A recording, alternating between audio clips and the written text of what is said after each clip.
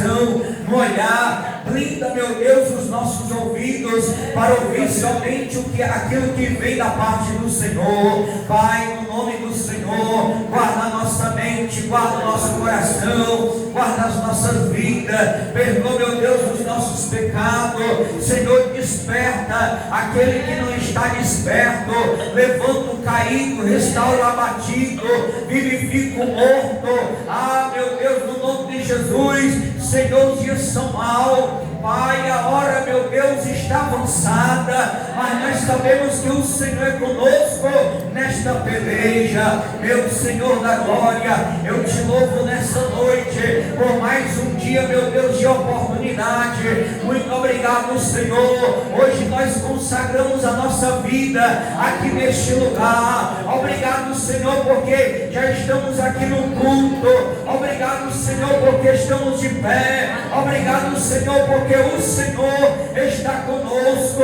Meu Deus, firma os nossos passos, aumenta a nossa fé, abençoa o teu povo e assim nos dá graça, meu Deus, nessa noite. Meu Deus, abençoa os levitas, usa eles como canais, meu Deus, de adoração ao teu nome. Ah, meu Deus, a ministração da palavra, meu Deus, que ela surta um efeito grande em cada vida, em cada ser, em cada coração, em cada cidadão, em cada cidadã, em cada senhor, em cada senhora, em cada criança, em cada adolescente.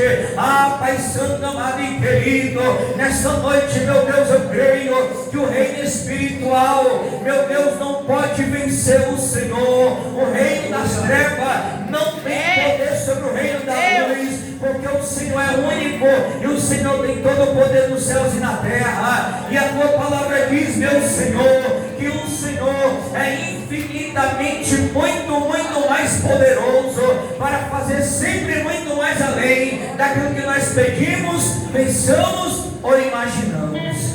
Deus, assim fica conosco, pois é o que nós já oramos e te agradecemos no nome de Jesus. Amém, Senhor, amém. E graças a Deus, irmão. Assim como você, essa primeira parte da restaurar o Senhor, o grupo que Deus vai falar. Glória a Deus. Deus está chegando. Glória a Deus. Aleluia. Glória. Louvado seja Deus.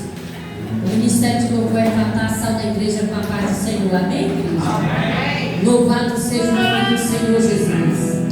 Vamos adorar nesta noite. Aleluia. Aleluia. Senhor, estamos aqui, Senhor. Viemos adorar, Senhor. Viemos nessa noite, meu Deus. Aleluia. Sair daqui, Senhor, renovado, meu Pai. Necessitamos de todos os dias, Senhor, das nossas vidas. Sustenta-nos em tuas mãos e nos fortalece. Em nome do Pai, do Filho e do Espírito Santo. Amém.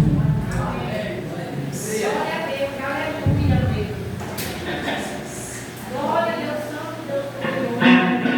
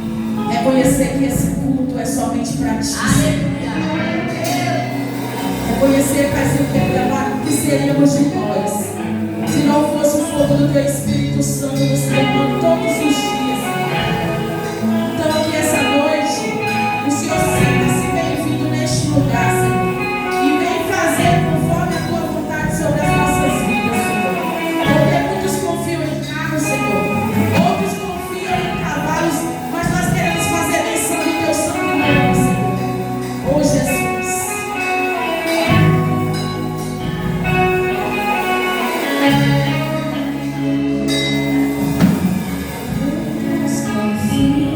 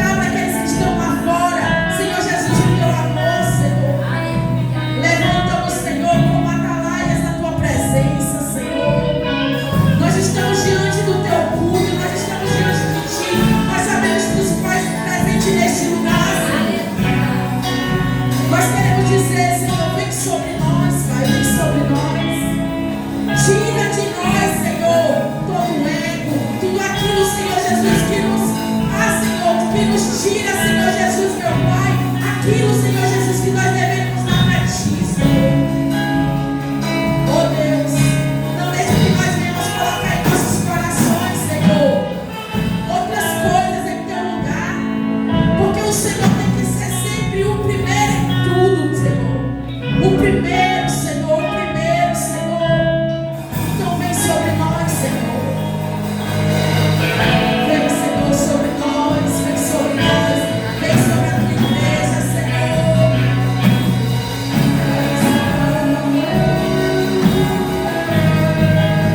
Levanta essa geração, desperta a igreja em coração, faz a mente fogo, reacende o fogo. Levanta essa geração, traz de volta a visão, onde tudo começou, de volta ao primeiro amor. Levanta essa geração, desperta a igreja em coração, faz a mente fogo, reacende o fogo. Levanta essa geração, traz de volta a visão, onde tudo começou,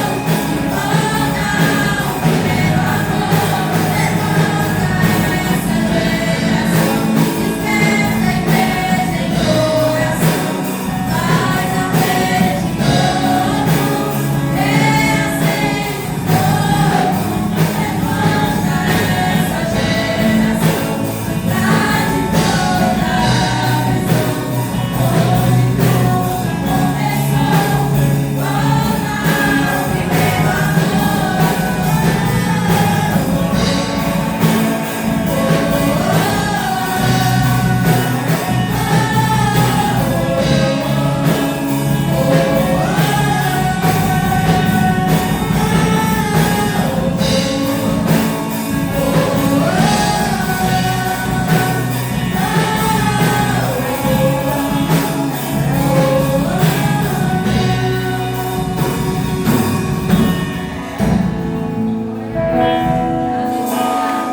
reacende a chama, vem nos restaurar, nomeando nós,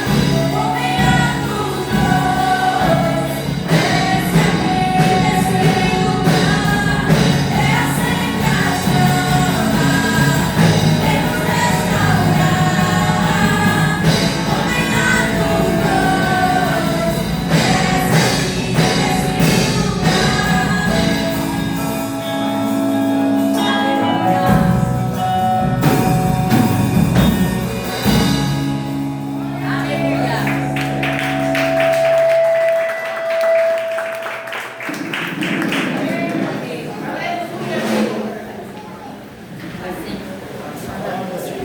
desce aqui nesse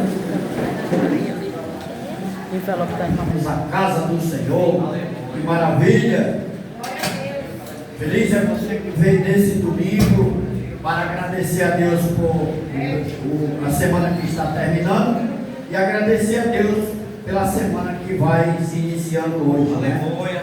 Porque nós somos abençoados quando nós viemos à casa do Senhor desde domingo.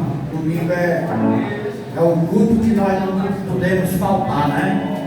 Para a gente começar a semana bem e estar sempre debaixo da proteção do Senhor Jesus. Amém, povo? Glória a Deus. Olha a entrada do anjo aqui nesse lugar. Olha a entrada do anjo aqui nesse lugar.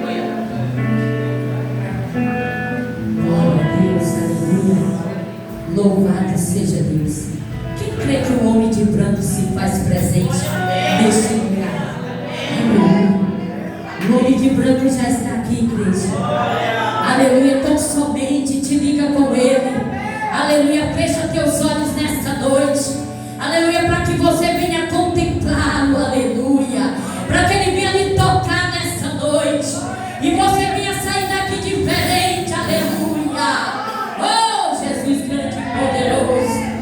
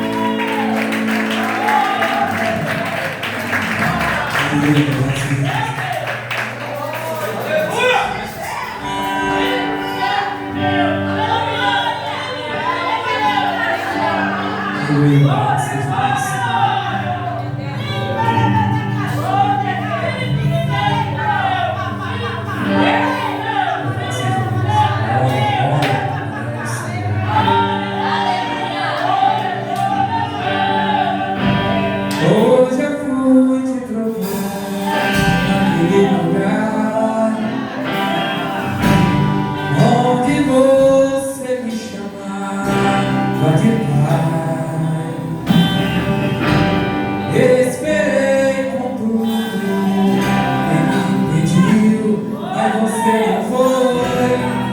Aonde é que você está? Já não ouço mais a sua voz. Você não tem mais tempo para vir aqui. Tá tão ocupado com suas coisas que se esqueceu de mim. Mas se precisar de ombro pra chorar, ainda vou estar naquele lugar onde você buscava e ia te encontrar, meu filho, no santo lugar. Eu quero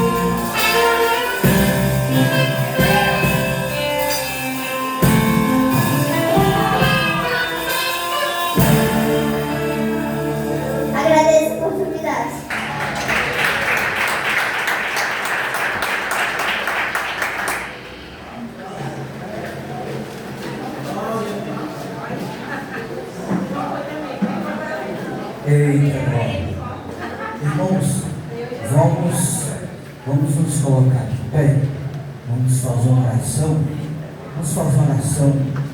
por avivamento.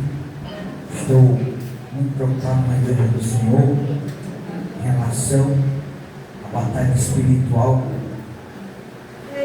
que nós estamos enfrentando, que é a frieza espiritual. Deus acender essa chama nos nossos corações. Mas eu queria fazer um pedido a você, né?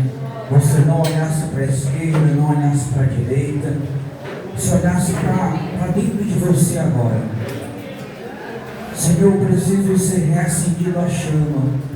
Eu preciso colocar o sacrifício no altar para que a lenha ela não se apague, mas para que teu Espírito Santo ele possa consumir o holocausto, e que o Senhor possa mandar fogo do céu. Aleluia. Ore nessa noite com fé, irmãos. O justo vive pela fé. O justo vive pela fé. Senhor Deus, somos atacados o dia todo, o tempo todo. O profeta escreve que somos levados como ovelhas ao matadouro, Senhor. Meu Deus, os dias são maus, tentam nos atingir. Pai, quantos nós temos vistos, meu Deus, perdendo o amor, Senhor. Perdendo, Senhor, a vontade, o desejo. Quantos, meu Deus?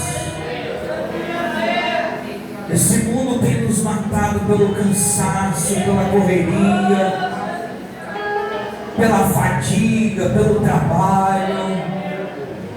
Meu Deus, enquanto na verdade nós estamos pregando e parece que estamos falando, meu Deus, para entrar no ouvido e sair no outro. Quando pregamos e dizemos que o Senhor precisa ser nossa prioridade,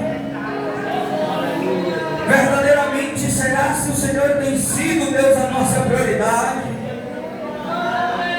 Quando eu for resolver um problema, meu Deus, será se o Senhor tem sido a minha prioridade? Quando, meu Deus, eu dou atenção a qualquer outra coisa que não seja a tua obra, que não seja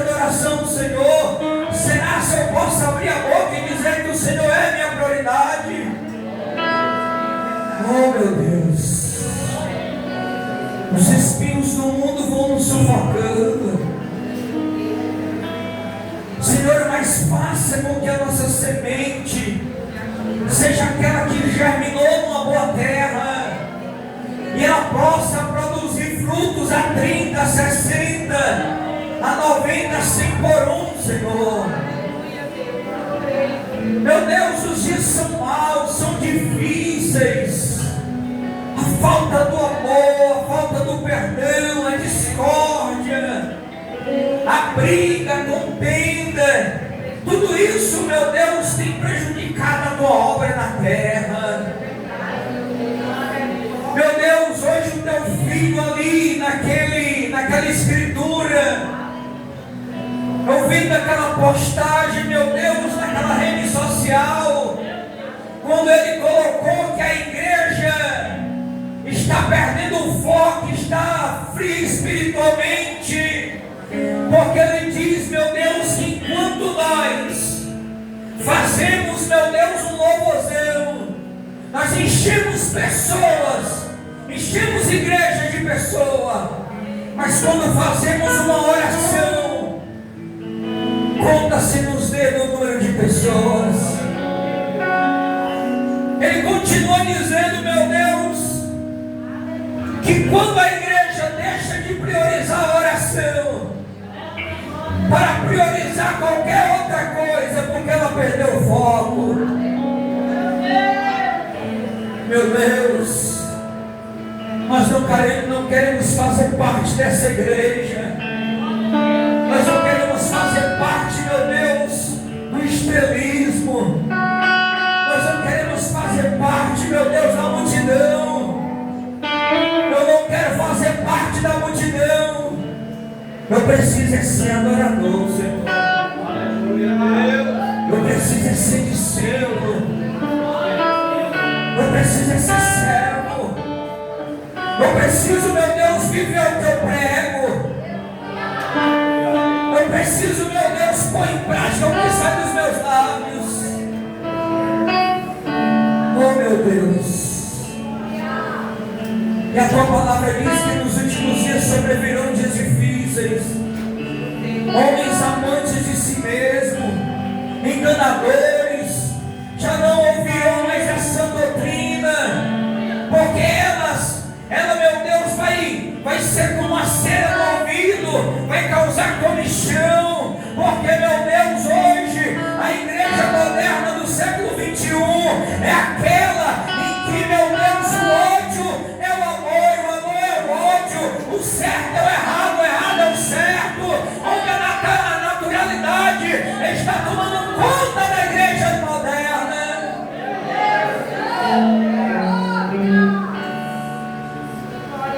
Não, Deus, faz a gente ser a igreja de Martinho Lutero, aquele homem que defendeu suas teses, mostrando na reforma protestante para a igreja católica, meu Deus, que a tua palavra é fiel, é verdadeira. Nos faz, meu Deus, teu espírito da igreja primitiva, onde todos viviam em comunhão, no partir do pão e numa só oração. Oh, Espírito Santo, Deus, não deixa a nossa vida como ela está, Senhor, porque a nossa vida espiritual está em risco, a nossa vida espiritual está em batalha, Senhor, porque o verdadeiro servo precisa ter compromisso com o Senhor. O verdadeiro servo, meu Deus, ama a tua obra de paixão. O verdadeiro servo entrega a sua vida pela tua obra. Deus, o verdadeiro servo se preocupa com tua obra.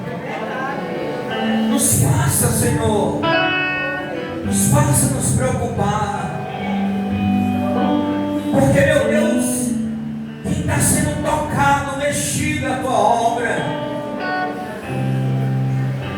eu ainda agradeço ao Senhor, porque, meu Deus, por mais que tua obra seja tocada, atingida, mas ela jamais será destruída.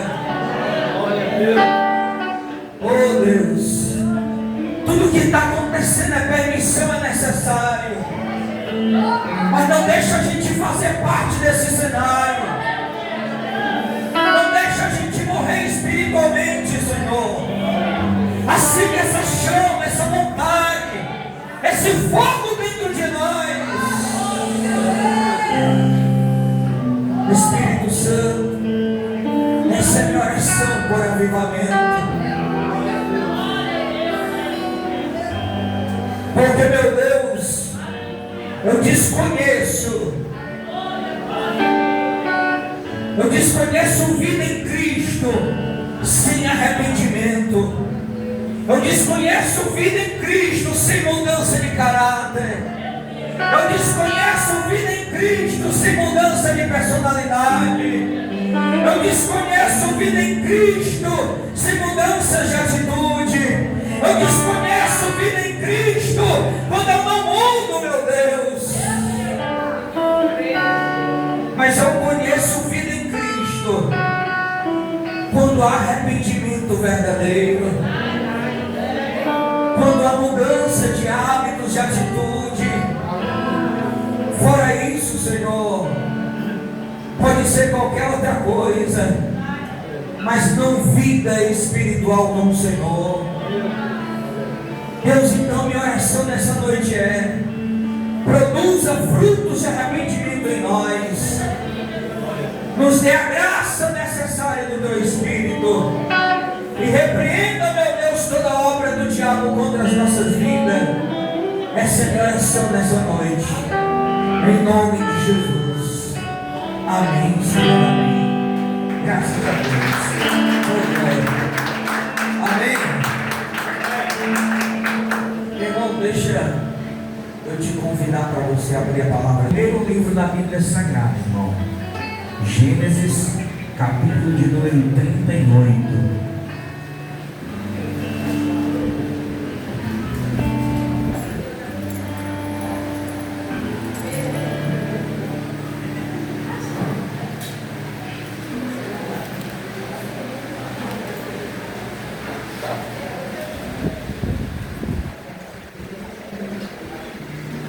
Gênesis, capítulo de número 38.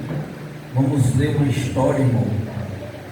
Vamos ler 30 versículos. É uma história para a gente conhecer ela. Primeiro livro da Bíblia Sagrada. E aconteceu, no mesmo tempo, que Judá desceu de entre seus irmãos, entrou na casa de um varão de Adulam, cujo nome era Ira. E viu Judá ali a filha de um varão cananeu, cujo nome era Sua. Tomou-a e entrou a ela. E ela concebeu e teve um filho, e chamou o seu nome E tornou a conceber e teve um filho, e chamou o seu nome Onã. E continuou ainda e teve um filho, e chamou o seu nome Selá.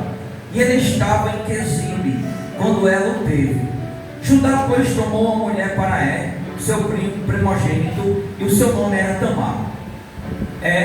Porém, o primogênito de Judá era mau aos olhos do Senhor, pelo que o Senhor o matou.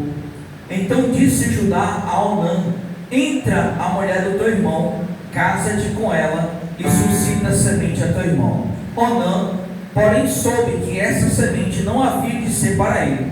E aconteceu que quando entrava a mulher de seu irmão, derramava na terra para não dar semente a seu irmão.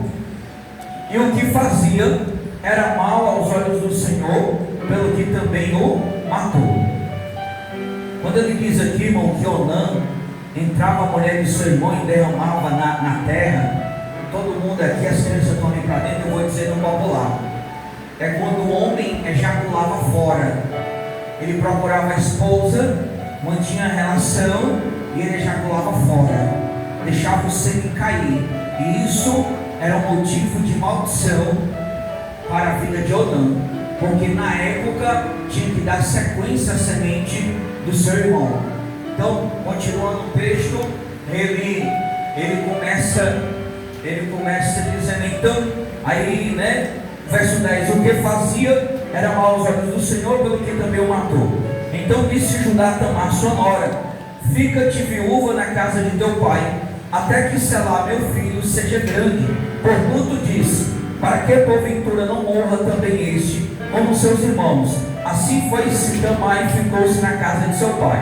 Passando-se, pois, muitos dias, morreu a filha de sua, mulher de Judá, e depois se consolou Judá, e subiu aos tosqueadores das suas ovelhas em Tima, ele e Ira, seu amigo adulamita, e deram aviso a Tamar, dizendo: eis que teu sogro sobe a Tima a tosquear suas ovelhas. Então ela tirou de sobre si as vestes da sua viuvez, cobriu-se com o véu, disfarçou-se e assentou-se à entrada das duas fontes que estão no caminho de Tina, porque via que Selá já era grande, e ela ali não fora dada por mulher. E vendo a Judá, teve a pôr uma prostituta, porque ela havia coberto o seu rosto. Dirigiu-se para ela no caminho e disse: vem, peço-te, deixa-me entrar a ti, porquanto não sabia que era sua nora. E ela disse: que darás para que entres a mim? E ele disse: eu te enviarei um cabrito do rebanho. E ela disse: dás-me penhor até que o envies. Então ele disse: que penhor é que te darei? E ela disse: o teu selo e o teu lenço e o teu cajado que está em tua mão.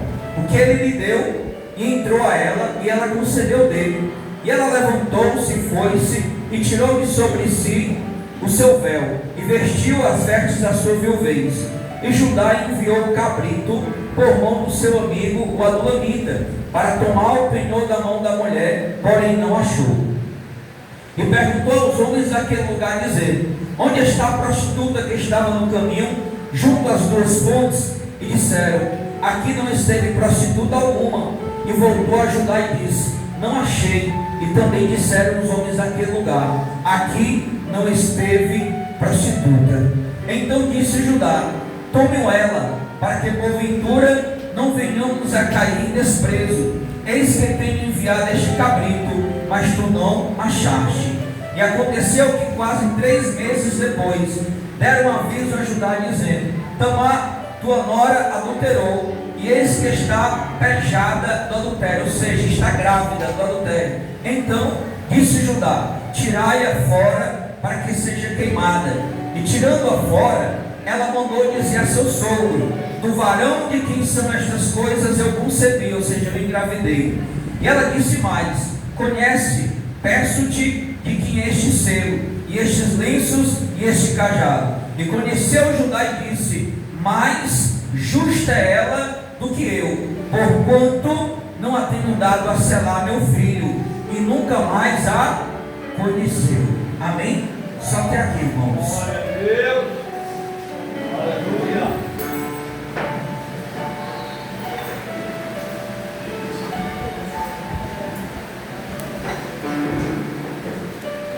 Irmãos, vamos falar de uma história que ela tem muitos pontos bons e negativos. E um dos pontos que eu começo a ver na história de Judá, mas para que nós possamos entender quem era Judá, irmãos. Um dos filhos de José, aquele que participou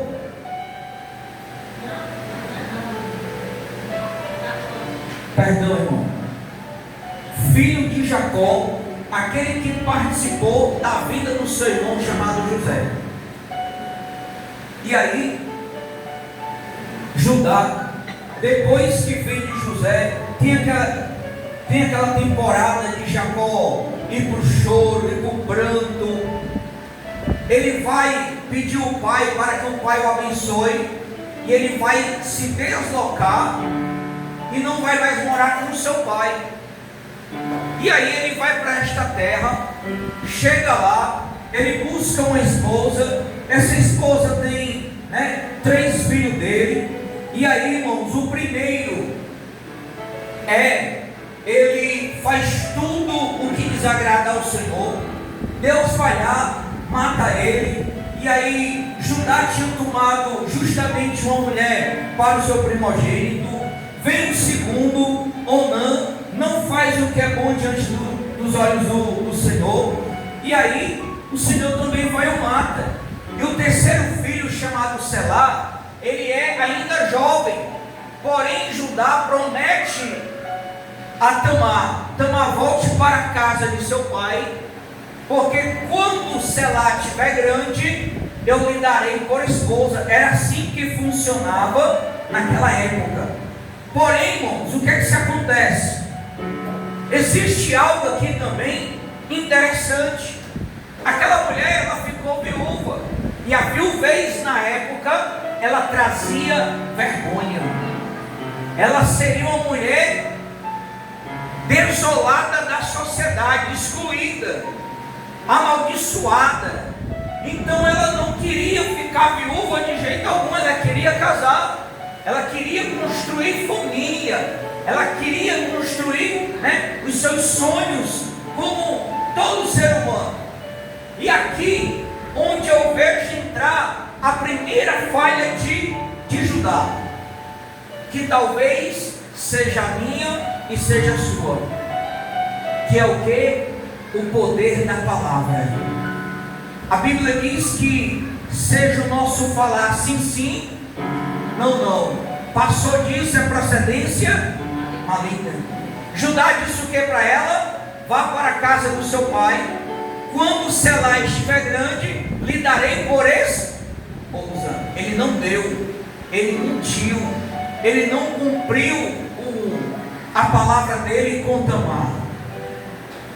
E aí, irmãos, passa-se o tempo, a mulher morre, ele passa o período branco, ele vai tosquear ovelhas lá onde Tamar está, na terra de seu pai. E aí as pessoas avisam para ela que seu sogro, está descendo ali. Ora, aquela mulher que tinha sonhos, aquela mulher que projetou algo, está envergonhada, toda a cidade dela, ali falando mal dela. Ela está em desespero, irmão, coitada dela. É por isso que, abre um parênteses, eu não julgo a esposa de Jó. Nós devemos ver a circunstância. Talvez aquela mulher olhou para Jó e disse: amaldiçoa teu Deus e morre. Porque, irmão, você está na pobreza é uma coisa, mas você está na riqueza e ficar na pobreza, a história é outra. Então aquela mulher não estava acostumada com a pobreza, aquela mulher estava acostumada com o que ela tinha. Então talvez errou, mas talvez foi o momento. É tanto que você vê que Deus permite os filhos morrer, fazenda perder. Mas por que Deus deixou a mulher de Jó? Por que Deus permitiu ela estar? Por que Deus não permitiu ela morrer, ser fulminada, alguma coisa? Porque Deus entende a circunstância, Deus entende, as nossas vidas. Mas voltando para o caso de Tamar, ela desesperada, querendo, terminar a sua viuvez, ela vai morrer e se veste como uma prostituta, tira a roupa da viuvez, se veste como uma prostituta, coloca um véu no rosto e vai lá para a beira do caminho. Quando ela enxerga o seu sogro ali, ele não a reconhece e tem ela como uma prostituta. Aí ele vai lá, e tudo, conversa com ela, e acontece que ele acaba se deitando com ela. E aí ele diz que vai mandar um cabrito, que é uma forma de pagamento e tudo. Só que quando o amigo dele voltou no outro dia, já não havia mais prostituta naquele lugar. E aí, irmãos, passou-se 3 meses, e 3 meses depois, o povo da localidade de Tamar começou a observar e a tomar conhecimento de que Tamar está grávida. Ora, se a mulher está viúva, como é que agora ela aparece grávida? Então mandaram dizer para quem? Para Judá. Qual foi a primeira frase que Judá disse? Põe ela para fora para a gente queimá-la. Porque eram 2 formas de morte: ou apedrejamento ou por queimação. Queimar viva. Sabe por quê, irmão? Porque é mais fácil a gente apontar, falar de alguém, do que a gente olhar para os nossos erros. E a Bíblia diz assim, ó, tira primeiro a trave do teu olho, para depois tirar a trave do olho do teu irmão. Irmão, nós não podemos cobrar aquilo que eu não faço. Eu não posso falar de algo que eu não pratico. Eu não posso cobrar alguém se eu também não faço. Por isso que devemos ter o cuidado com o poder das nossas palavras. Por isso que devemos ter o cuidado com o poder das nossas cobranças. Por isso, porque Judá, ele disse, tira e queima. Só que os irmãos acompanharam o texto. Ela disse, não, eu preciso de um sinal. Que sinal é esse? Você me dá o seu cajado, o seu lenço e o seu selo. Quando mandou buscar ela e botar para fora para queimar, ela disse assim, olha, pergunta para ele se ele conhece esse lenço. Pergunta para ele se ele sabe de quem é esse cajado. Pergunta para ele se ele sabe de quem é esse selo. Quando Judá olhou, irmãos, ele disse, isso daí é meu. Por isso que ele vai dizer, ela é mais justa do que eu. E isso é um fator bom, porque ele reconheceu a responsabilidade dele. Ele se arrependeu. Ele disse, opa, ela é mais justa do que eu. Por quê? Porque eu prometi dar selar para ela e não dei. Como que eu vou falar de alguém aquilo que eu não cumpro? Como que eu vou falar mal de alguém aquilo que eu não faço? Como que eu vou dizer, pastor, mas aí tira essa cadeira daqui, se nem eu mesmo tiro? Por isso que a igreja está em conflito, irmão. Por isso que nós estamos morrendo, e por coisas tão poucas.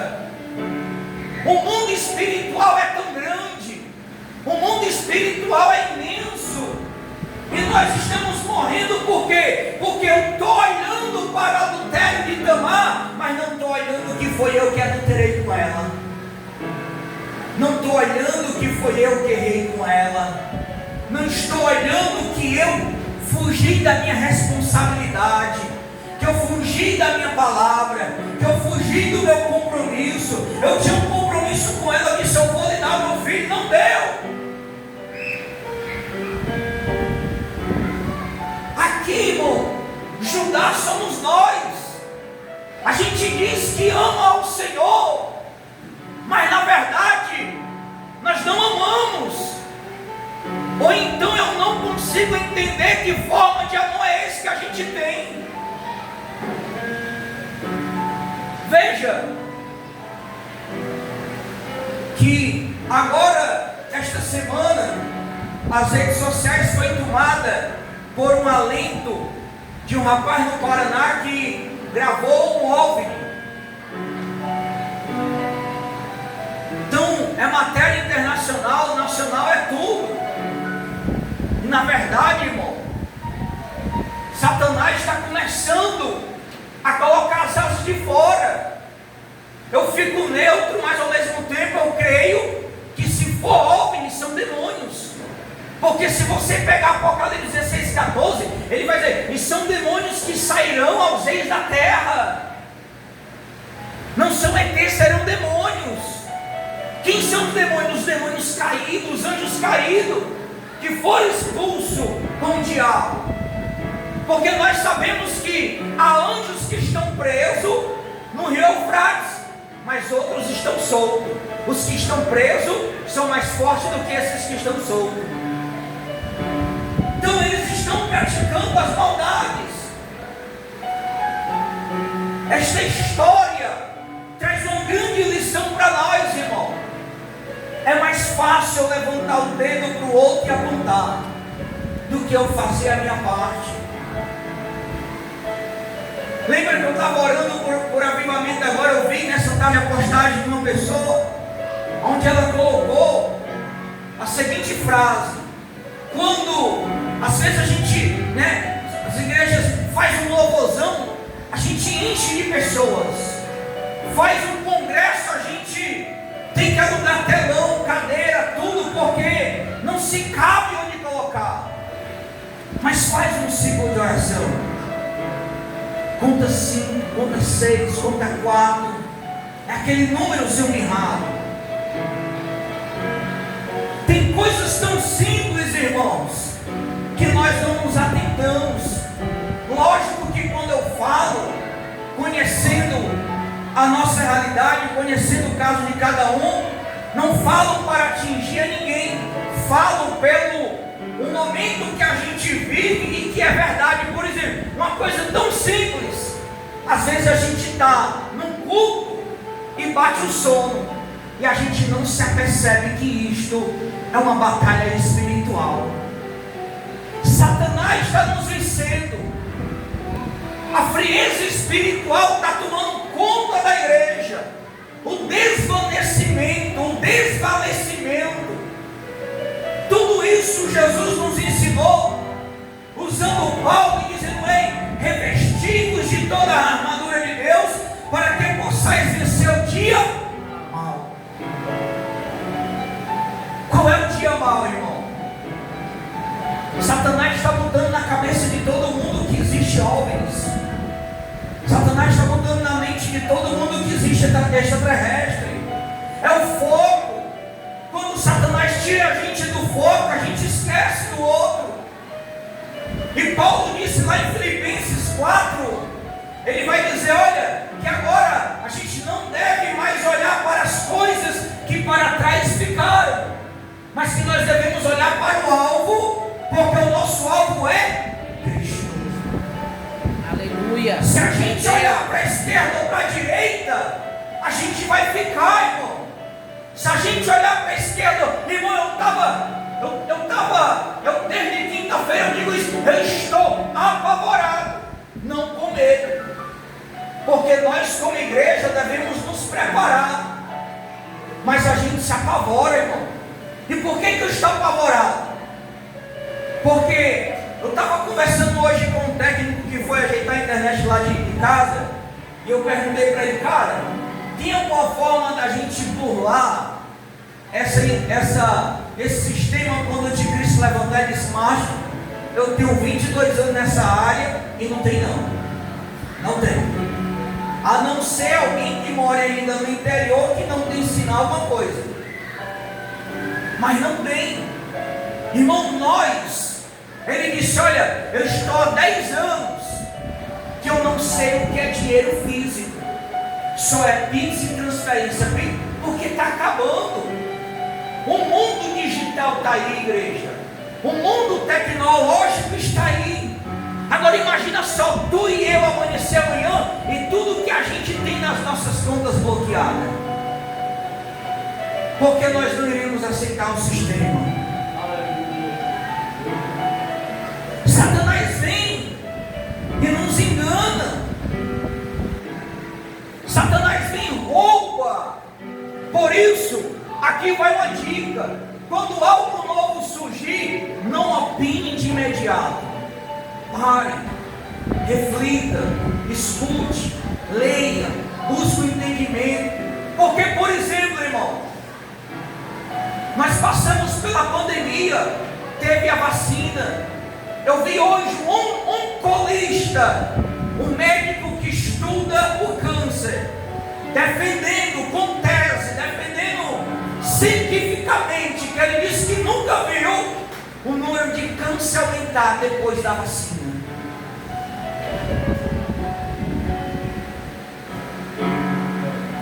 Porque quem não conhece não sabe.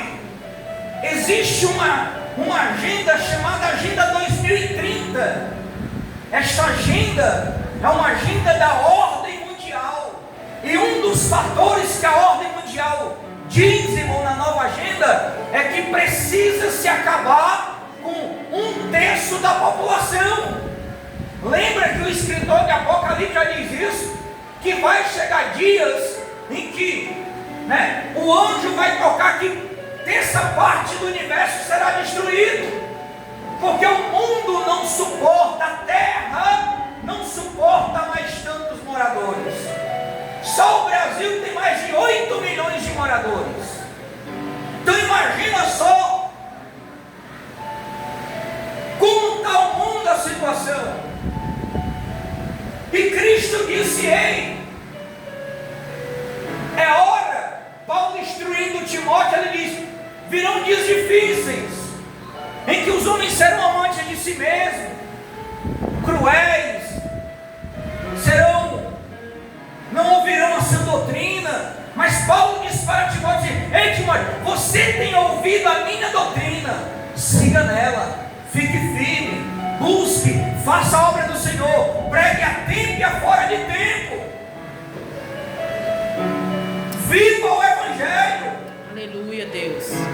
Eu sei que todos nós que estamos aqui somos crentes. Também sei que não conheço a vida de todos no seu secreto. Alguém talvez está fazendo, mas eu estou falando na sua maioria, não é na minoria. Eu sei que tem alguém que vai lá, mas na maioria, irmão, quem de nós estamos saindo das nossas casas, indo ao presídio, ao hospital, à praça, pregar? Quem de nós pega um microfone e vai para o meio da rua, ou a garganta, ou o gogó, e pregar: Jesus está voltando?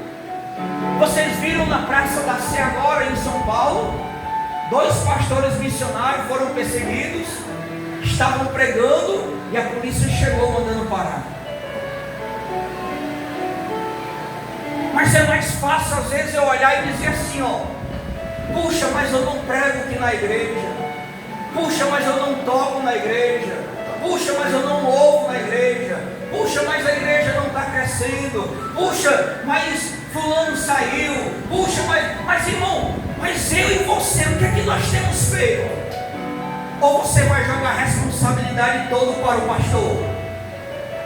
Porque a minha missão, eu sou ciente de uma coisa: orientar e aconselhar e orar. Eu não salvo, eu não seguro pessoas.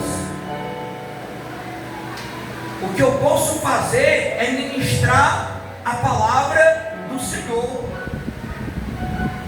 Quando nós olhamos para o Evangelho, que está hoje mesmo, irmão, hoje mesmo está acontecendo o culto de despedida da minha irmã da Assembleia de Deus Tempo Central. Porque eles chamam de rodízio, não é nada.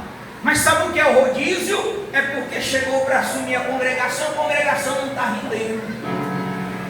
Então eu vou fazer o quê? Eu vou trazer outra pessoa. Isso é Evangelho. Eu e você, a gente não precisa fazer parte desse Evangelho, irmão. Por isso que ele olhou para Tamar: ela é mais justa do que eu. Eu disse que ia dar selar para ela e não dei. Eu falei com a minha palavra. Irmão, quantos de nós temos avançado na nossa palavra? Quantos de nós temos falhado com a nossa palavra? Espírito de Deus, aleluia. Quantos de nós não sabemos nem se somos crentes verdadeiros? Quantos de nós estamos nos enganando dentro da igreja? Quantos de nós estamos, irmão, perdidos dentro da casa do Senhor, com a Bíblia na mão, muitas das vezes lendo?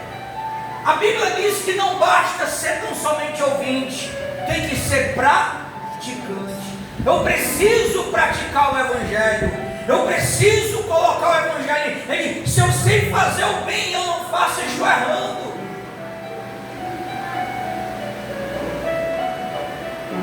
Irmão, não existe Evangelho sem renúncia, não existe Evangelho sem perca. Se você não quiser perder, não é Evangelho. O Evangelho vai chegar a hora em que vai exigir de você e de mim perder casa, perder carro, perder colega, perder marido, perder esposa, perder filho. Jesus disse: está escrito. Eu falei aqui uns 15 dias atrás, eu disse que às vezes a gente coloca a família em primeiro lugar. Isso é bom, mas acima da família está o Senhor. Eu tenho base bíblica para me dizer isso para você. Qual é a base? Jesus está pregando, Maria vai lá, os discípulos chegam: Senhor, tua mãe está ali fora. Jesus olha para eles: o quê? Quem é a minha mãe? A minha mãe o meu pai e os meus irmãos são aqueles que fazem a minha vontade. Então, irmãos, precisamos abraçar com você. Você vai ver perto de você, na sua vizinhança, vai começar a Copa do Mundo. Que hora serão os jogos? Na hora dos cultos. Vamos observar como vai estar as nossas igrejas. Se os crentes vão estar adorando, ou se os crentes vão estar gritando gol pelo Brasil. Aqui eu já abro um alerta. Aquele que deixar de adorar o Senhor, irmão, para adorar o jogo. Pastor, não estou adorando, estou assistindo, sou patriota. Não, irmão. Porque quando eu coloco um jogo acima do meu compromisso, eu estou falhando com o Senhor. Aí você faz, cada um é dono de si. Mas Judá olha e diz assim: essa mulher é mais justa do que eu. Aí ele, é a hora que vem um arrependimento, e ele manda chamar ela, irmão. Aí ele vai assumir Tamar. Ei, muitas das vezes a gente não pode querer consertar algo quando a gente mesmo já quebrou. A gente tem que trabalhar antes de quebrar, irmão. É a tal da prevenção, é a preventiva. Bem, eu vou repreender o irmão. Como que está a minha vida? Eu estou fazendo isso? Eu estou praticando aquilo? Estou dizendo algo? Porque, irmão, o melhor é a gente orar. Se eu não posso ajudar, eu também não vou atrapalhar. Mas se for para me atrapalhar, eu vou ajudar, irmão. Então ore, ajude, entregue ele ao Senhor. Faça orações. Diga: Senhor, vai lá, visita esse irmão, levanta ele, trata com ele, cura ele. Às vezes, aleluia, Deus. Às vezes a gente observa e diz assim: puxa, o irmão ele não veio hoje. Mas será se você mandou uma mensagem para ele? Será se você marcou uma visita na casa dele? Será se você perguntou como ele está? Será se você se preocupou com ele? É isso que a gente precisa entender. O momento é da igreja, não é essa igreja, a placa, a igreja na sua totalidade se unir, irmão. Se unir, reconhecer que nós estamos doentes espiritualmente. Judá reconheceu. Aleluia, Deus. Mas qual foi a primeira frase que ele disse? Coloca para fora. Para quê? Para queimar. Se ela não tivesse prova, aí, irmãos, Satanás vai tomando conta dos nossos lares, das nossas casas, das nossas famílias. Filhos destruídos, filhos cheios de tatuagem, filhos cheios de linguajar, briga dentro de casa, irmão brigando com o irmão, filho não obedece a pai. Por quê? Porque o lar não pertence ao Senhor, não busca o Senhor, não fala mais com o Senhor.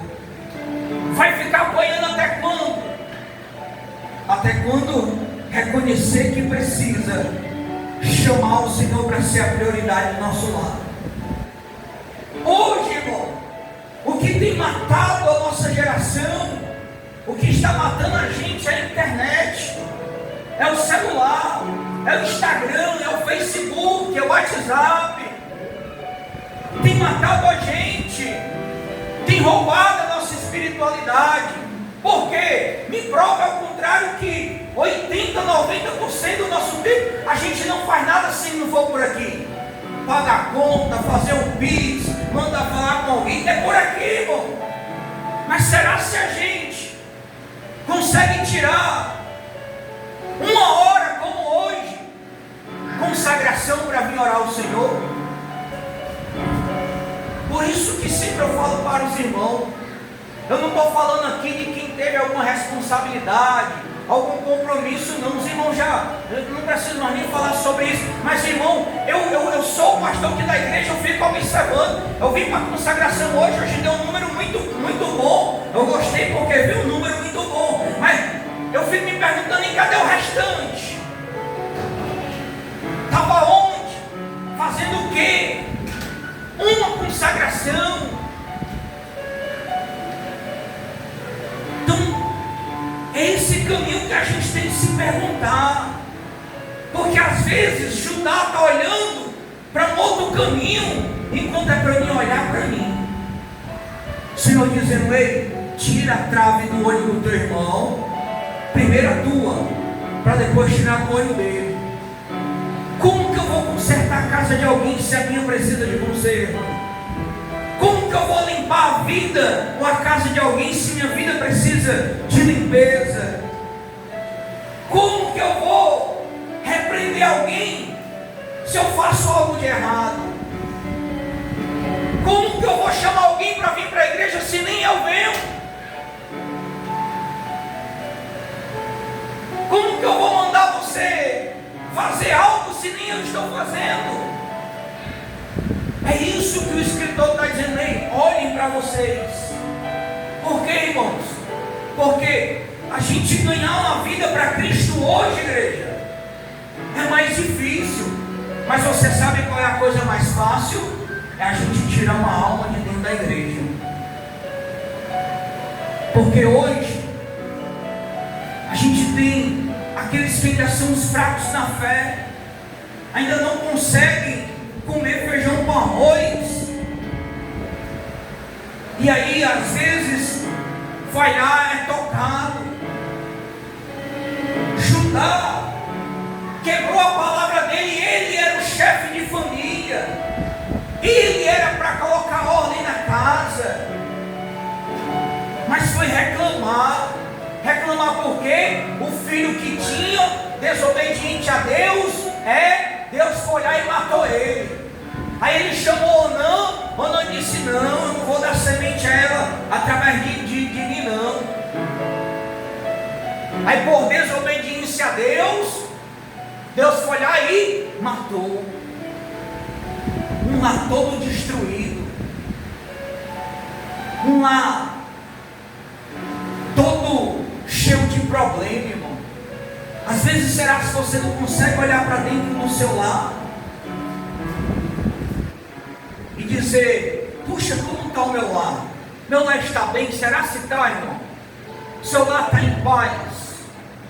Seu lar está na presença? Seus filhos estão buscando? Ou quando você olha, você tem que estar no meio separando briga dos seus filhos? Ou você tem que estar: meu Deus, por que isso, por que aquilo? Que às vezes a primeira pergunta que a gente faz para o Senhor é: Senhor, mas por que isso, por que aquilo? Enquanto a gente deveria olhar e dizer: Senhor, por que, irmão?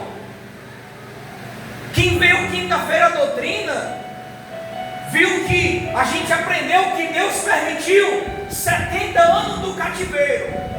Deus levantou Jeremias 40 anos no seu ministério, 23 anos foi pregando todo dia dizendo: ei, o Senhor vai permitir que vocês sejam levados a cativo. Lembra que Noé teve 120 anos de ministério. Era todo dia Noé dizendo: Deus vai mandar o dilúvio, Deus vai mandar o dilúvio, Deus vai mandar. Quem creu nas suas palavras? Ninguém. E qual foi a única razão que Deus permitiu 70 anos de cativeiro? Porque o povo estava afastado do Senhor. Deus permitiu vir Nabucodonosor II guerrear contra Judá, que era nação do sul, capital de Jerusalém, levar eles presos, até o Senhor mostrar. Irmão, tem coisa que a gente não vai entender, mas Deus tem um propósito. Deus mandou Isaías andar não nu total, naquela época, tirar a túnica. Ele andou só com as peças de baixo. Mas qual era o propósito de Deus? Mostrar que a nação estava nua. Olha como Deus é interessante. Deus mandou Oséias casar com uma prostituta. Essa prostituta teve filho, depois se separou de Oséias, foi presa como escrava, e Deus mandou Oséias comprar ela de volta. Tu vai entender o propósito de Deus, mas o propósito era dizer, Oséias estava sentindo o impacto da traição. Deus estava dizendo, é dessa forma que a nação está comigo. Mas quando Deus disse, vai lá e compra ela de volta, Deus estava dizendo, tu vai resgatar. Se tu vai resgatar, eu também posso resgatar esta nação. Aleluia, Jesus. Deus tem um propósito em tudo, igreja. Deus mandou o profeta Ezequiel dormir. Eu não sei se foi, você pode me ajudar, eu sei que foi 4 dias do lado direito e do lado esquerdo. Foi 49? Foi um dia. Ele dormiu de um lado. Então Deus tem um propósito. Só que esse propósito a gente tem que ter cuidado, irmão. Quinta-feira terminou o culto, eu fui com o velório de um irmão de uma congregação aqui no João 23, que geralmente eu prego lá. Irmão muito amado, abençoado, morreu, levantou-se de dia, foi trabalhar, chegou em casa, sentiu uma dor, provocando sangue, foi ao hospital, chegou lá, não resistiu, morreu. Quando eu cheguei lá, o pastor dele estava fazendo um culto fúnebre. Aí comecei a conversar com ele. Soldado, e como estava ele? Estava bem? Disse, pastor, faz tempo que ele está afastado. Eu não posso responder pela salvação dele. Deus é que vai dizer. Esse é o perigo, irmão. Nós não sabemos a que hora o Senhor vai nos chamar. Nós não sabemos a que hora a gente vai partir. Por isso que a Bíblia diz que a gente precisa estar preparado. Mas como eu estou preparado se eu estou afastado de Deus, pastor? Lembra que eu falo aqui algumas vezes? Eu desconheço que um soldado sirva num quartel longe do seu quartel. Um soldado precisa estar presente no seu quartel. O soldado precisa estar presente, irmão, para fazer a sua assinatura, bater seu ponto. Por isso que eu digo para os irmãos, se eu tivesse a condição, eu sustentava toda a igreja, mas eu não tenho. E não adianta você me perguntar, mas pastor, como eu vou fazer? Porque eu não estou mandando ninguém sair dos seus trabalhos, não. Mas eu estou dizendo, irmão, que a gente precisa urgentemente pedir a Deus uma estratégia. Porque senão esse sistema vai matar a gente. Esse sistema vai isolar a gente. Quer ver uma coisa básica? Quando você aceitou Jesus, você orava quantas vezes ao dia? Olha para hoje, tu ora quantas vezes? Quando tu aceitou Jesus, tu lia a Bíblia 1, 2, 3 vezes. Olha quantas vezes tu pega na Bíblia hoje. Quando tu aceitou Jesus, tu corria de um lado para o outro, culto, evangelização. Olha para hoje. Hoje tem um trabalho. Hoje eu estou cansado, estava conversando com o irmão Marciano ali fora. A gente estava falando sobre isso. Bicho, eu me levanto, hoje eu estou cansado. É estratégia do diabo e a gente não entende. Para nós é normal. É normal porque a gente trabalhou o dia anterior, mas não é, irmão. Não é normal. Eu estou cansado. Não é normal a falta de ânimo. Não. Pelo contrário, a Bíblia diz que a Bíblia diz que quando Davi ia à casa aqui do Senhor, ele pegava os instrumentos e ele ia tocando, irmão, ia dançando, bailando. É por isso que a esposa dele lá em cima, naquela janela, olhou e disse: Davi é muito bonito na tua cara, né? Tu rei de Israel. Ela disse: mulher, na presença do Senhor eu danço, na presença do Senhor me alegro, na presença do Senhor eu dou cambalhota, na presença do Senhor eu marcho. Sabe por quê? Na presença do Senhor há fartura de alegria. Foi isso que Davi estava dizendo. Glória a Deus. Miriam saía tocando os tamborinhos dela, irmão, pá, pá, pá, pá, e tudo, ia chamando. Ei, você sabe como era que Israel era conhecido? Se o cabo estivesse lá no Maranguá, passasse a cancela, e o povo chegasse com as trombetas, quem está lá em cima daquela sede dizia assim, ó, lá se vem Israel. Por quê? Porque Israel era conhecido pela alegria, pelo toque, pelo buzinaço, pela flauta, pelo tamborim, louvando a Deus. Quantos de nós, irmão, hoje não tem mais esse ânimo? A glória do Senhor parece que já foi embora. Mas por quê? Por que a glória do Senhor foi embora?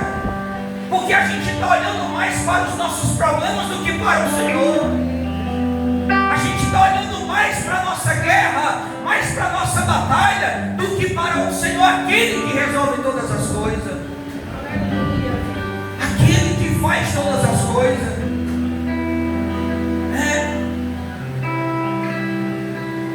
Às vezes tem coisa que eu digo,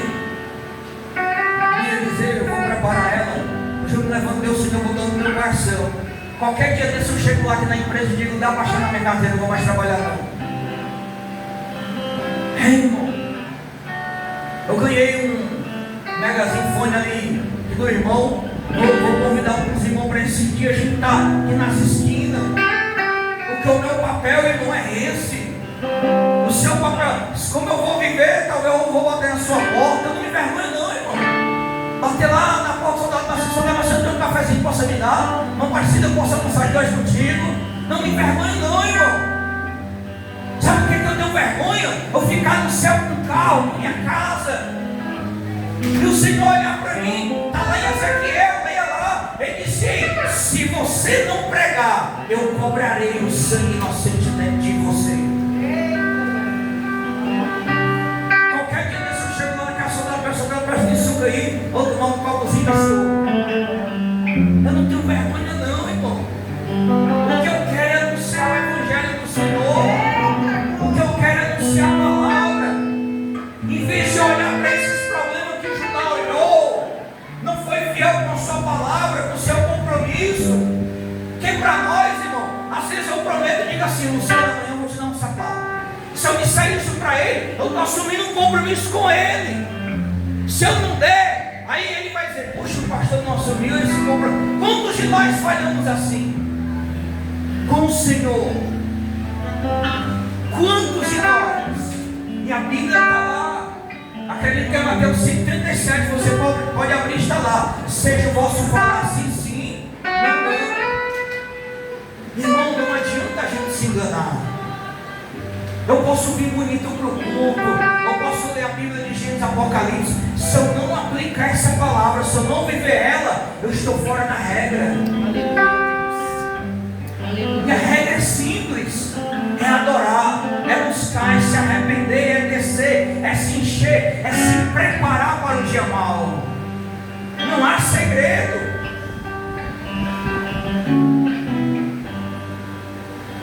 É disso que nós estamos falando. Dos dias maus, da apostasia, irmão.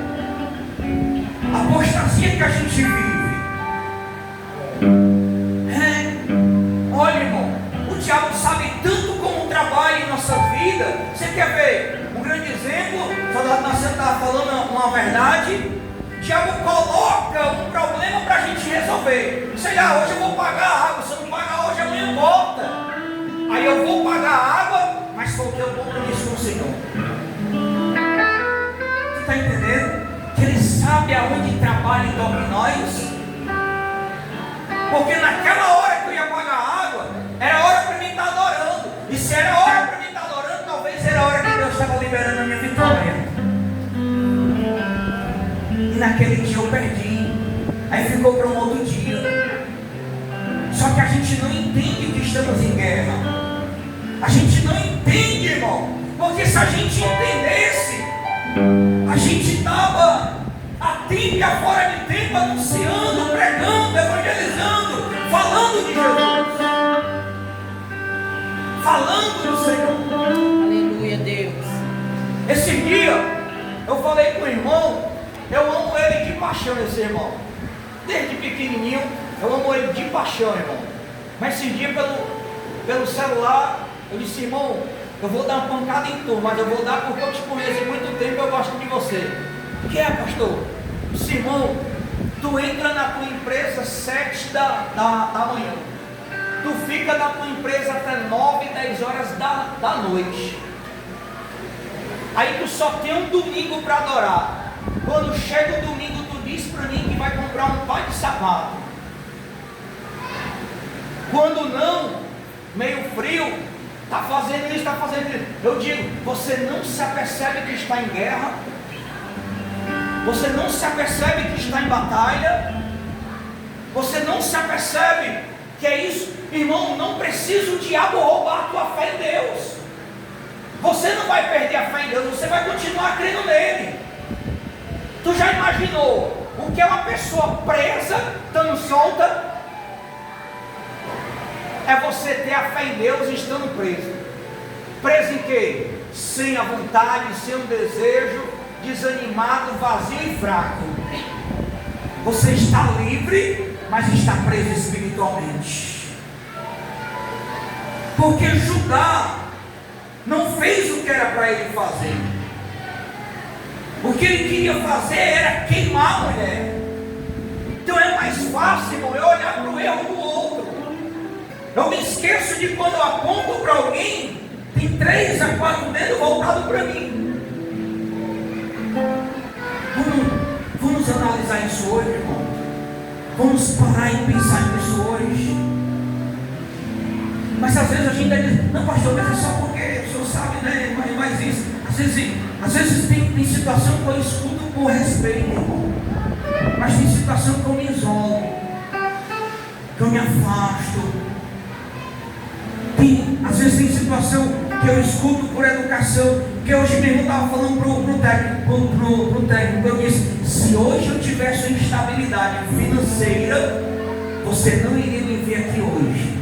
Eu estaria morando dentro do mato, isolado de tudo e de todos. Porque olhando para o que está acontecendo, irmão, tu está entendendo? Tu está entendendo como é? Uma nação afastada do Senhor, uma igreja fria, uma igreja precisando, né, como disse Paulo para a igreja de Éfeso, ele disse, olha, desperta tu que dormes, porque é chegada a noite, e o Senhor já vem. Desperta, igreja, Jesus está voltando, os sinais estão aí. Tu não movimenta mais, irmão. Tem gente trocando dinheiro por Pix. Você já viu alguém dizer assim, ei fulano, tu tem tanto aí que eu te dou em dinheiro, tu tem? Porque não vai mais servir de nada, irmão. Tudo é digital. É a face do anticristo aparecendo. A igreja precisa se despertar. A igreja precisa se levantar. A igreja precisa fazer o seu papel, dever de casa, que é orar, que é ir, quando Jesus disse ir, de pregar o evangelho a toda criatura. Deus vai cobrar de nós, irmão. Eu não sei se nos deixar fora do reino pela salvação, mas cobrar de nós Ele vai. Porque Ele vai dizer assim, quando você podia ir, você não foi.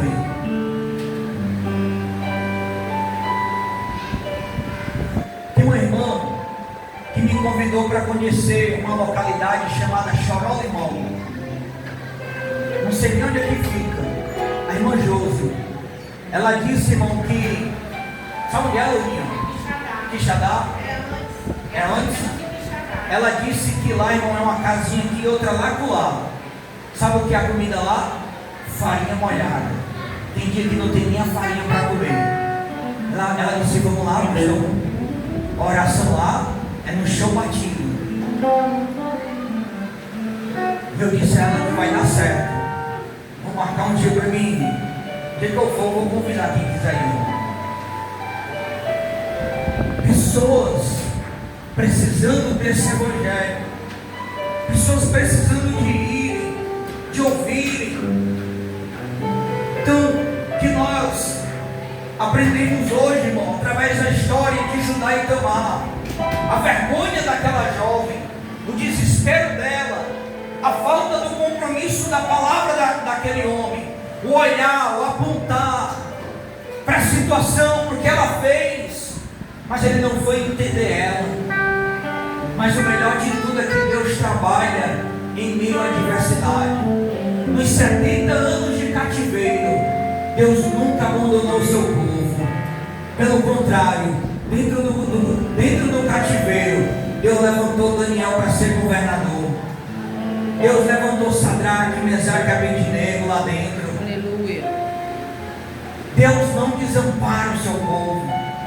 O que Deus apenas está esperando, sabe o que é, irmão? É uma atitude, é uma ousadia nossa, é uma atitude de fé, de um levantar, de um despertar, porque a gente não vai parar de ter os problemas, as contas para pagar, as responsabilidades para resolver ali fora. Nós não vamos parar, não, irmão, nós não vamos, a gente vai ter, mas a pergunta é: qual é a minha responsabilidade para com o Senhor?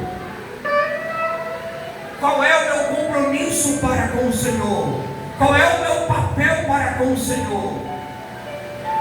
Para que eu fui chamado? Para que Deus me escolheu? Para que Deus me deu essa visão? Para que Deus me deu esse dom? Para que, irmão, imagina você comigo. Se eu unir o meu dom ao teu, ao nosso, será que a gente não teria capacidade de ganhar a vida e perder todinha para Jesus? Acredito que sim. Será que a gente não teria capacidade de montar aqui um grupo de criança, de adolescente, um encontro de casal, trazer vidas? Não adianta a gente colocar responsabilidade em A, em B, em C, em D, se a responsabilidade é nossa. Está nas minhas mãos, nas tuas mãos. A responsabilidade é nossa. Então Judá, ele se expressou de maneira correta. Ela é mais justa do que eu. Porque ele entendeu. Se ela fez isso, fez no desespero. A coitada queria fugir da viuvez dela e ter o sonho dela, irmão. E ela tinha oportunidade quando Selá cresceu. Mas por que ela não teve? Porque ele não deu o filho dele para ela. Então a coitada achou uma estratégia. Por isso que ela fez aquilo. Que nós olhemos para nós. Lembra do profeta Isaías? Se você ler Isaías no capítulo 1, 2, 3, 4, 5, você vai encontrar expressões dizendo: ai de você, Edom, ai de você, Jezarim, ai de você, Israel, ai de você, ai daquele. Mas quando chega no capítulo 6, diz assim: no ano em que morreu o rei Uzias, o Senhor, eu vi a glória do Senhor, os anjos descobrindo ele. Aí lá pelo verso 8, não, ele fez assim: ó, os anjos saíram, tocou na língua dele com antenais. Aí ele vai dizer: ai de mim, Senhor, porque eu sou falho, eu sou homem de impuros lábios, eu sou pecador. Então, irmão, Isaías não era qualquer pessoa. Isaías tinha condição. Deus chamou pessoas de condição como Isaías, da família rica. Deus chamou o analfabeto. Deus chamou o médico. Deus chamou o escriba, o escrivão. Deus chamou o tesoureiro. Ou seja, Deus trabalhou em todas as classes de pessoa para mostrar que Ele é o Senhor das nossas vidas. Ele é Deus. Aleluia, Jesus. Que maravilha. Louvado seja o nome do Senhor. Glória a Deus. Aleluia. Então, entre a tua vida material e a tua vida espiritual, o que você prefere? A morte espiritual? Com a desculpa de que não, mas eu preciso fazer isso, porque se eu não fizer eu não como, se eu não fizer eu não sobrevivo. Irmão, a Bíblia diz que no deserto o povo andava, Deus fazia a sandália crescer, as roupas crescerem. A gente aqui está olhando para as dificuldades, para o medo. A gente aqui está olhando para tudo isso. Às vezes cada um pensa de um jeito. eu penso de outro. Isso que eu digo a você, irmão, não importa se hoje vamos deixar de pagar o carro, o banco disser, você precisa, devolve, irmão. Não é o carro que me faz crente, não é o carro que vai me fazer parar. Tem moto Uber, tem bicicleta, tem um bocado de coisa.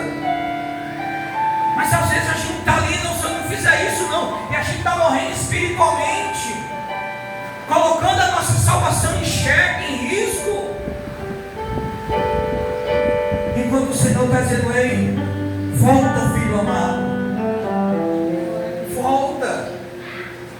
Vamos voltar à visão de quando a gente o aceitou, irmão. Vamos voltar à visão de quando a gente renunciou ao mundo e disse, eu quero servir ao Senhor. Esse é o maior ensinamento desta palavra nessa noite. Hoje eu não vim para cá ser aquele pastor que dá lugar ao Senhor na marcha, na profecia, mas eu vim dar lugar hoje através da pregação.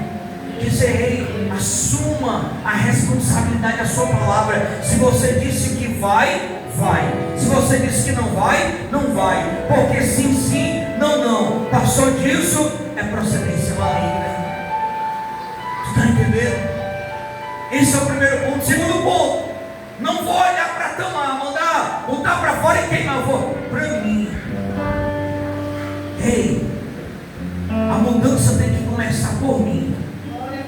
O despertar tem que começar por mim. Não é pelo meu irmão que está do meu lado. É por mim. É por nós. Oh glória. Porque, irmãos, nós corremos atrás de tudo nessa terra, enquanto lá a gente não vai levar nada. Porque o que está preparado para nós é muito melhor do que existe aqui nessa terra. Se eu pudesse mudar a sua mente como a minha, eu mudaria. Mas eu não posso. Só quem pode mudar você é o Espírito Santo. Só quem pode convencer você é o Espírito Santo. Só quem pode, irmão, convencer você é o Senhor Jesus. Amém, igreja? Vamos colocar de pé. Glória a Deus.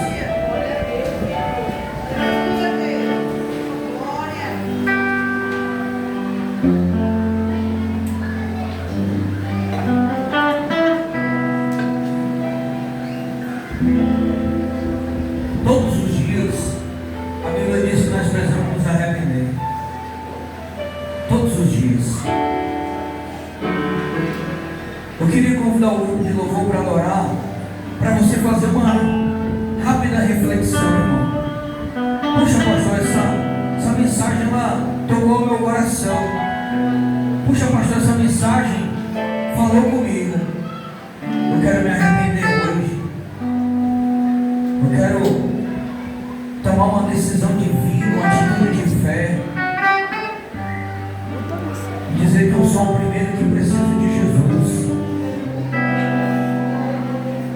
Aleluia.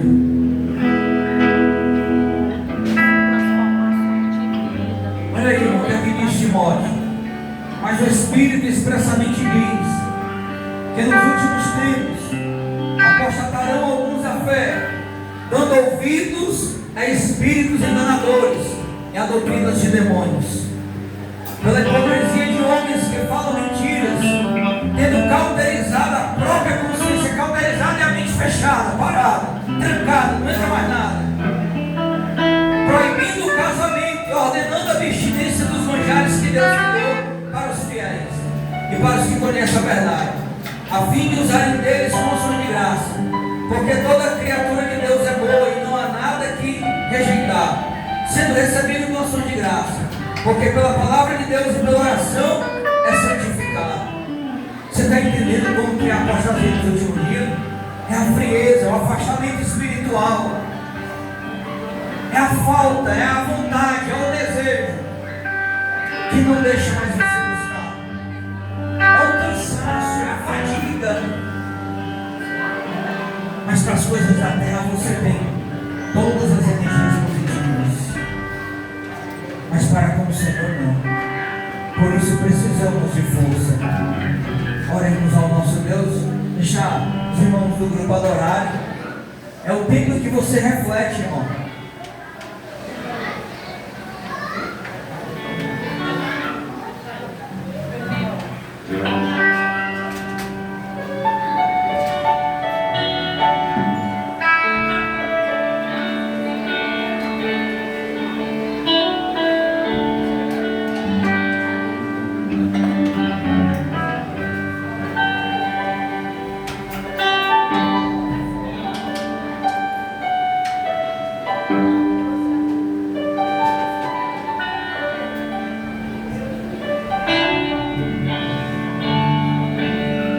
Esse louvor é para você refletir. Se você quiser tomar uma atitude de fé, eu vou orar por você. Para Deus lhe dar a força necessária Glória a Deus. para você caminhar com o Senhor.